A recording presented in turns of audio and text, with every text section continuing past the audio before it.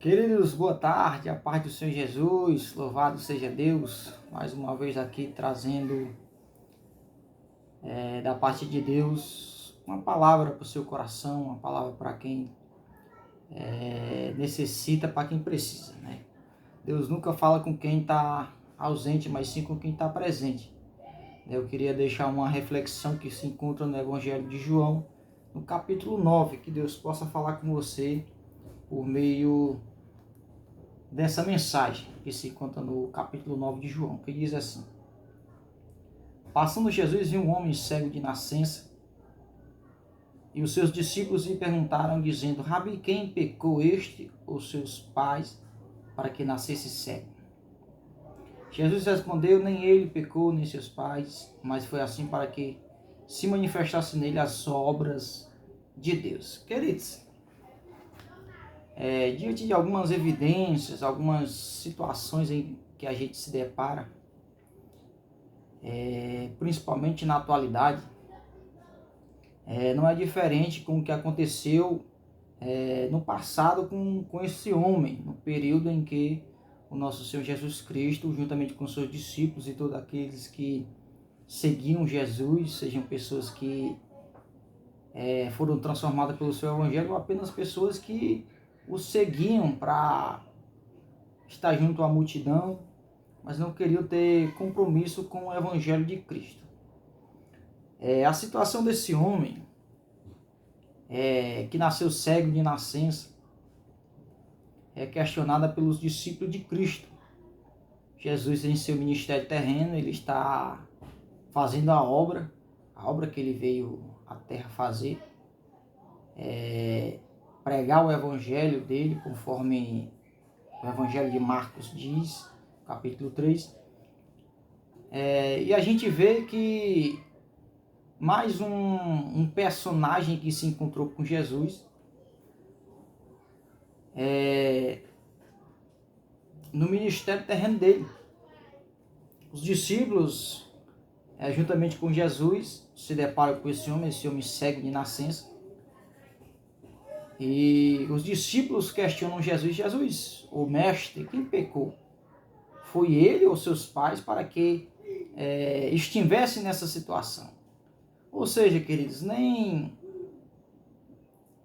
toda situação em que a gente vive, seja na antiguidade, nesse texto em que a gente está explanando aqui para os irmãos, em situações em que a gente vive na atualidade, todo ser humano está sujeito a passar por luta, por dificuldade, por problema, por doença, por morte, situações adversas em que a nossa compreensão humana jamais vai compreender.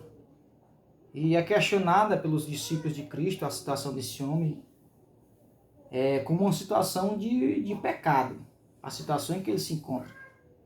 Quem pecou, ele ou seus pais? Ou seja, os discípulos estão questionando que ou ele pecou, esse homem, esse jovem que está cego, ou os pais dele. Isso foi consequência ou de erros dele, ou do pai dele, da mãe dele, para que ele estivesse nessa situação. Ou seja, queridos, nem toda a situação em que a gente vive, que a gente não compreende e jamais vai entender, são consequências de pecado. Jesus disse: olha, nem ele pecou, nem seus pais. Mas isso está acontecendo para que a glória de Deus seja manifesta. A nossa mente humana, queridos, ela é tão raquítica, ela é tão pequena, incompreensível, que os desígnios de Deus, a nossa humanidade, a nossa compreensão humana jamais vai compreender. E só Deus pode explicar. O que esse homem estava vivendo não era porque ele tinha pecado, não era porque os seus pais pecaram. Todos nós estamos sujeitos a pecar, a errar a qualquer momento, a desagradar alguém, algum ser humano e até mesmo o próprio Deus, o Criador. Mas existem situações que na situação desse homem ele estava vivendo não era consequências de pecado, era obra do próprio Deus. Ele viveu tudo isso para que quando o Filho de Deus veio à Terra e Jesus estava vivendo isso, o próprio Jesus se deparou com esse homem e disse: a glória de Deus agora vai se manifestar na vida dele. O próprio Jesus testificou isso. Isso aconteceu para que a glória de Deus se manifestasse na vida dele. O homem estava cego e ele ia viver o milagre. A obra de Deus ia se manifestar naquele momento. Jesus cuspiu na terra, pegou o lodo, a terra juntamente com a sua saliva, misturou e passou nos seus olhos. Este homem foi ao tanque e se lavou e voltou a ver novamente que nem qualquer outro ser humano normal.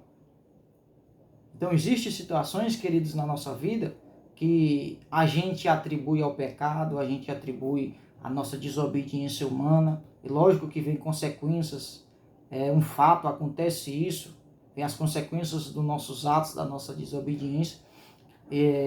Outros endereçam isso ao próprio diabo.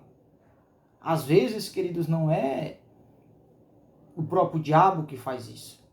Não é as nossas ações humanas que fazem isso.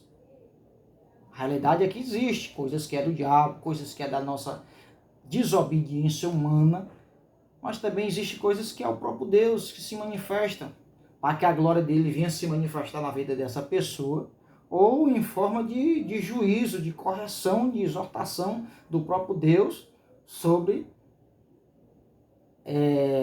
a pessoa, ou uma família, ou uma nação. Tem vários exemplos de juízo de Deus sobre a terra. Se você for ver o dilúvio, se você for ver Sodoma, Gomorra, tudo isso era juízo de Deus, o próprio povo de Deus, a nação eleita, sacerdócio real. Em 722 foi levado cativo para a Síria. E em 586 foi levado para a Babilônia. Então isso era juízo de Deus tratando o próprio povo. O período da tribulação que vai vir sobre o povo de Deus, a nação eleita, o sacerdócio real, que é os judeus. Vai vir tratar esse coração duro deles, que eles rejeitaram o Filho de Deus. Então o juízo vem para esse povo, para tratar o coração deles, para que eles venham receber um espírito novo e se converter ao próprio Deus. Então, queridos, eu não sei a situação que você está vivendo, mas nem tudo é o diabo, nem tudo é a nossa desobediência humana. Lógico que tem consequência. Exemplo, isso, Davi pecou e veio as consequências sobre a sua casa, sobre a sua família.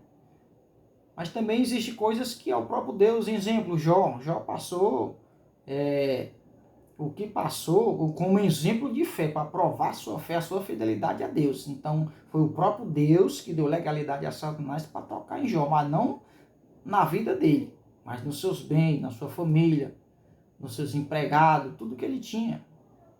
Satanás fez uma viravolta, uma bagunça na vida de Jó.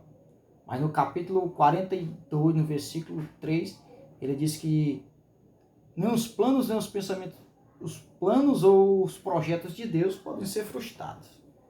Então, queridos, fique firme, fique fiel, permaneça em Cristo Jesus, não desista. Paulo escrevendo em Atos capítulo 14, verso 22, ele vai dizer que importa que a gente entre no reino de Deus por muita luta e muita tribulação. Amém? Deus abençoe.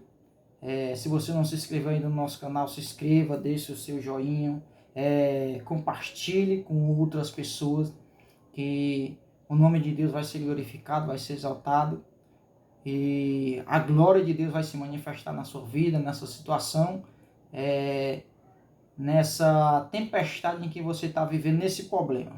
Deus vai ser glorificado e ser manifestado, a glória, a presença dele na sua vida, na sua casa, na sua família, no seu ministério. Amém? Deus abençoe e até o próximo vídeo. Para a glória de Deus.